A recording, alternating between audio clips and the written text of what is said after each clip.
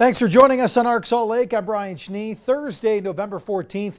Tonight we're taking a look at the case regarding Mia Bailey on murder charges out of southern Utah and the fallout after the Midvale City Mayor resigns suddenly today.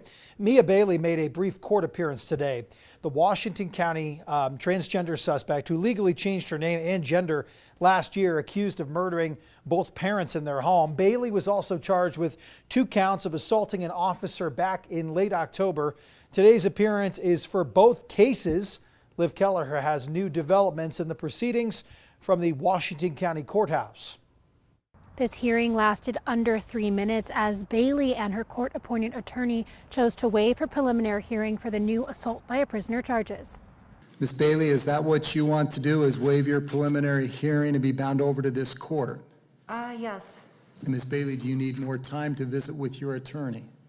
To talk about the preliminary hearing waiver is what he's asking. No. With no preliminary hearing, Bailey's next court appointment will be when she enters her plea. This is Bailey's 3rd court appearance. She's charged with 2 counts of aggravated murder, 1 count of attempted aggravated murder, and several counts of felony discharge of a firearm. The victims, her parents. The other person she shot at, her brother. According to court documents, Bailey admitted to killing her parents and expressed no remorse to police, saying she'd, quote, do it again. Alongside these charges, Bailey is confronting new allegations from within Purgatory Correctional Facility. According to the probable cause affidavit, Bailey reportedly hit one officer and kicked another as they tried to move her from her cell, leading to 2 charges of assault by a prisoner. These latest accusations add to an already complex legal case involving family. The prosecution has chosen not to pursue the death penalty, and Bailey faces up to life in prison if convicted. There were no family in the gallery for this hearing, only students from a criminal justice class, members of the media, and a notary. Bailey's arraignment is set for February 20th. In St. George, Liv Kelleher, KUTV 2 News. You can get caught up on that case on our website. Developing tonight, Midvale's mayor resigning after his wife tells the city council that he violated the law and city ordinances. Marcus Stevenson's resignation came less than 1 week after his wife sent in the written allegations. The city manager says they were so serious they hired a third-party law firm and a city attorney to investigate. The law firm found Stevenson did not violate any laws. However, we were in the process of evaluating the violation of the policies of Midvale City at the time the resignation occurred. Effectively, that ends that evaluation, and so we're no longer looking into that. Midvale City Manager Matt Dahl did not say what those policies were. Mayor Pro Tempore Paul Glover will take over as mayor until the council selects a replacement. The council must elect a new mayor within 30 days. They'll meet Monday to discuss the process. Statement time for you. 2 News obtained a copy of a letter from his wife's attorney saying, quote, Chief Executive Officer Marcus Stevenson and subordinate are knowingly engaged in misconduct and willful negligence, which constitutes multiple violations of municipal code, internal policy and procedures, breach of fiduciary duties, and oath of office. On October 24th, I witnessed my husband, Marcus Stevenson, in circumstances with another individual that gave me reason to believe he was engaged in an extramarital affair. When confronted, Marcus admitted to his affair and indicated it was with, quote, someone he works with. So all of a sudden, the fire alarm went off. My class was like complaining about a smell. So we've got a lot of article information up there if you'd like to read more about the Midvale Mayor situation. Brian Molay was out there covering that for us today. Kids from Lake Mountain Middle School in Saratoga Springs, you just heard them, home safe tonight after they were evacuated this morning after an unidentified smell left someone and some of them feeling sick. Fire officials determined the cause of the odor was a ceiling fan in a science classroom that had malfunctioned. Initially, the fire chief told me that it was from a burning or, electronics that had a malfunction there in the data room. Several students reported symptoms connected with the odor and were treated at the scene. Students were allowed back inside just after noon. They were evacuated around 11 a.m. Some parents did show up to the school to take their children home for the rest of the day.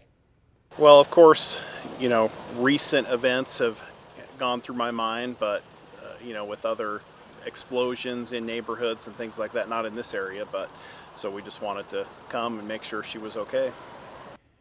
Well, that parent overall impressed with the school and EMS team's response to the situation. The district also spoke about the process and policies as soon as educators realized something was wrong. Also, students shared their experience with everything. You can find more about that on our website, KUTV.com. Alta and Snowbird with 44 inches. Here at Brighton, Solitude over 30 inches of snow so far this season. Well, in case you missed it on 2 News at 4 o'clock, that would be meteorologist Chase Thomason riding down the slopes of Brighton. Looks like they got some good cover there, considering having had a lot of au naturel. A couple feet, though. The resort opened for season pass holders yesterday and everyone else today. I do want to mention here, meteorologist Sean Kelly, you and I can do that as well. We'll have to get out there and make it happen. Also, I'm underdressed tonight. I tried to pull the Sean Kelly, and Sean decided to wear a tie tonight. This is the first time in months. Wanted to one-up you. First time in months I haven't worn a tie, and here he is. Look at that. Totally one-upping. Look at that. All right. So going back to ski season, it's exciting to see. We've got some snow in the forecast here. I think a lot of people are going to be excited for it. But, 56 was the high today. Kind of spring-like temperatures down through St. George, 63. But wait till you see the change that is heading our way here over the course of the next 24 hours. We've got some changes in the form of maybe some rain and some snow moving back into our area. For right now, it's already getting pretty chilly out there. We're at 42 degrees. We've got calm winds right now. Temperatures as we head into the overnight, dipping down back into the low and middle 30s we go. But here is our next storm that we get ready for as we get into the day tomorrow. Mainly in the evening hours, isolated showers, but the better chance for rain and some mountain snow. And then eventually all snow here across the valley floors will be for Saturday morning. And then another system moving in as we get into Monday into Tuesday. So coming up in First Alert Weather, we'll talk about those winter weather advisories and how much snow we could see for many of our mountains. That's coming up in the next few minutes. All right, thank you, Sean. It's official. The Major is no longer flying over Coldwater Canyon in the Ogden area, North Ogden. Earlier today, the massive flag was cut down. The flag has flown over the canyon for the past 5 years leading up to Veterans Day, but this weekend snowstorm just damaged it too badly. Krista McPeak was there today as the Major was carried down the canyon by volunteers. I think it represents a lot of things to a lot of people. But I think freedom is the number one. For the last few years, Wendy Putnam has been volunteering to carry this flag up and down Coldwater Canyon in North Ogden. In the beginning, the first couple weeks in the beginning, and then I helped take it down after we're done 2 weeks later. Today, she and dozens of other volunteers are making the trek to take it down. Tell me about this flag. This flag has really been such an amazing part of our community. Named the Major, after Major Brent Taylor, who was killed in Afghanistan.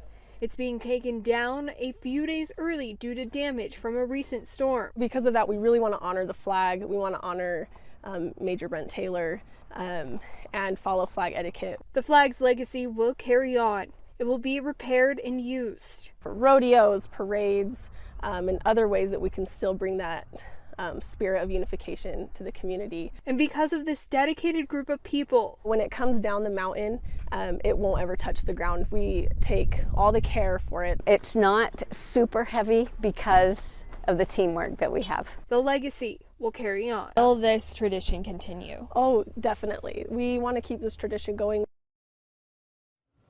Some new video for you now showing police getting a woman down from a power substation in Salt Lake City. It happened Wednesday morning when the woman entered the substation, this near 18th South, 32nd West, began damaging equipment with a metal pole. My goodness. Here's some video that was sent to us by an eyewitness.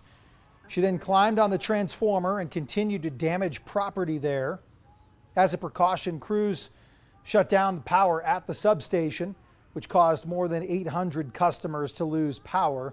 Police used non-lethal ammunition to get the woman off the wire and into a bucket truck.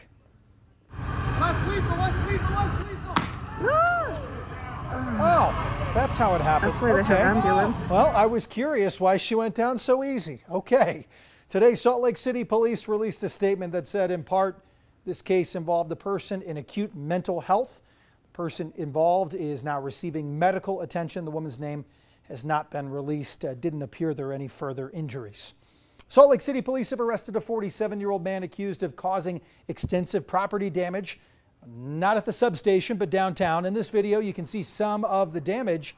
They say Damian McNear started breaking windows at the Salt Lake County District Attorney's office on 5th South. Officers believe he was intoxicated at the time and may have used a rock to break the windows. McNear is also accused of scratching 10 vehicles at a nearby car dealership. I believe they were expensive vehicles too. Look at the lot. In all, this caused about $5,000 in damages. And newly released body camera video shows efforts to rescue a man who fell 50 feet down a mine shaft in very remote Iron County. This happened last Tuesday at a mine shaft in Hamlin Valley. I actually scrubbed through all this video today to take a look here. This is before the ropes team came up to get that man out. The Iron County Sheriff's Office says the man was conscious but incoherent, appeared to have a serious head injury. The fall about 50 feet. Member of the Confined Space Rescue Team with St. George Fire was actually lowered into the shaft and secured the man to a litter to pull him out. He was taken to the hospital. His condition has not been shared since. Utah's new fentanyl task force just held its very first meeting. Today's meeting focused on assessing current challenges and identifying immediate priorities for action. These data points represent the tragedy of people's lifetime. Governor Spencer Cox created this panel to combat the increasing threat of fentanyl to people in Utah. It's made up of political leaders, law enforcement, and healthcare professionals. So far this year, police in Utah have seized 714,000 fentanyl pills.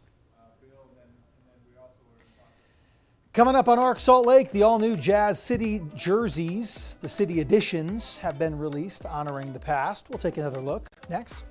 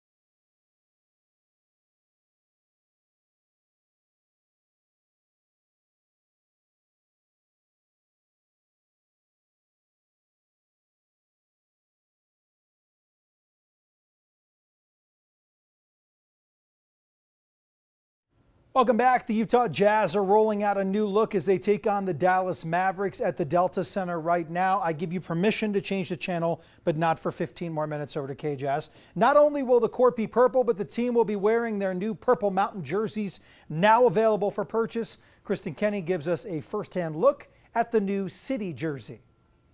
That's right, purple is back by popular demand, and it just hit the shelves at the Jazz team store today. Here it is.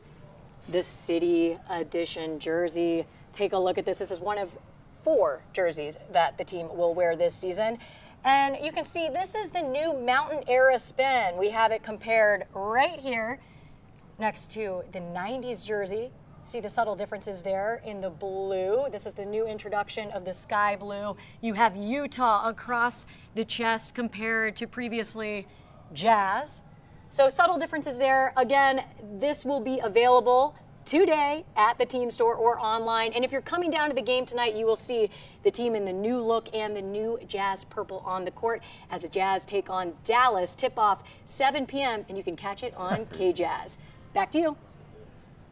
KK, thank you. I saw Kristen after she came back. She did not bring any jerseys with her, for those wondering. This is about as purple as I get right here with the suit coat. I got to get my hands on one of the jerseys. They're I like nice. it. Yeah, Purple the looks new good. one's nice. Yeah, I'm not Purple's a afraid good color. to show off the purple. There you go.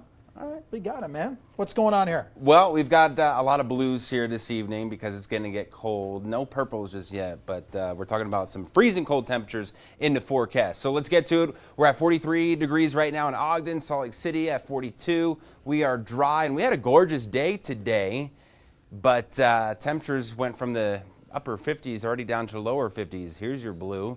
We're into the low and middle 30s out towards the east, 34 in Price, 35 in Manti, 34 in Vernal, 42 in Blanding. So it is cold all across the state. Don't forget that winter jacket. We're dealing with calm conditions across all the state right now, but look at the winds tomorrow.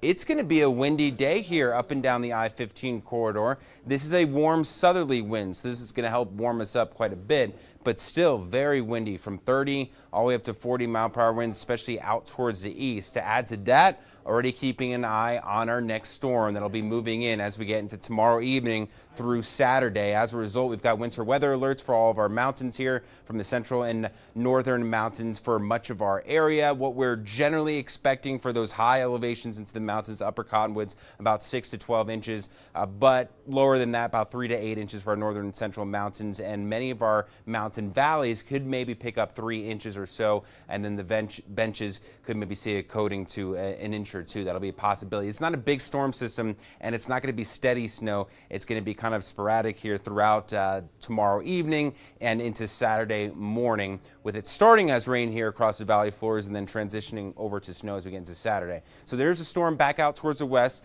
We'll start to see increasing clouds in the winds as we get into tomorrow morning. A few spot showers well out towards the west. Better chance for rain, though, arrives as we get into tomorrow evening's commute. Higher elevations, though, really isolated, not a big deal. It's after midnight we start to see some of that scattered rain and snow moving in, and then just all plain snow as we get into Saturday morning. Again, not a big storm with this. It's going to be lacking a lot of moisture with it, gradually tapering off as we get into Saturday evening. But there's another storm behind it. Not Sunday. Sunday we're dry. It's Monday, another cold front moving in, and this could maybe bring us a better chance for snow for the area. So still many days away. A lot will change, so we'll continue to keep an eye on it. As we head into the overnight, we're down into the 30s, so we're not below freezing here, but we are outside of the city. Down into the 20s we go. We're into the 50s for highs tomorrow, windy and mainly sunny. As we get into the day in St. George, we go from 60 down into the 50s. Much nicer, though, for your Sunday. We've got 50s for all of next week. And then along the Wasatch Front, we go from 54 to 39. 39, that's it for a high on Saturday. As we get into next week, there's that storm number 2 moving in from Monday into Tuesday. And it's going to be cold for all of next week. So chilly weather, Brian, is here to stay. All right, so I blew it, though. No chance to play golf with you at this point, it looks like. I mean, 38, no golf thanks. simulator you're going to have to do. Simulator. Yeah, there you go. Yeah, I'll see you. That's good. Coming up on Ark Salt Lake, a dinosaur once found in Utah, now on display in the big city of Los Angeles. What are they showing there?